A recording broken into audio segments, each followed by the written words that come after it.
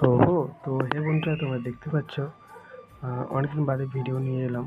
আমার শরীর খারাপ ছিল বলে তাই ভিডিও বানাতে পারিনি। আর এই যে সাপটা দেখা পাচ্ছ, এটা হচ্ছে কেউটে সাপের বাচ্চা। হ্যাঁ ফ্রেন্ড, এখন ঘুমানোর সময় আগে ভালো করে চারদিকটায় মশারি গুঁজে ভালো করে দেখে নেবে, নাহলে বলা যায় না কখন কি হতে পারে। তো ওই ভিডিওটা করলাম তোমাদের সবাইকে দেখানোর জন্যে, কারণ এরকম হয়ে থাকো তোমরা এটাই করবে, ঘুমানোর আগে সবসময় বিছানাটাকে পরিষ্কার করে শুতে যাবে, না হলে এরকম হতে পারে। আর এটা হচ্ছে আমার একটা বোনের বাড়িতে। তো আমরা এটাকে এখন স্কুল করছি, দেখতে পাচ্ছ কোটোর মধ্যে। আমরা সাপ ধরি না, বাট তাও এই সাপটাকে ধরছি, কারণ আমাদের সাপ মারতে নেই, পুজো হচ্ছে তাই সাপ মারি না আমরা।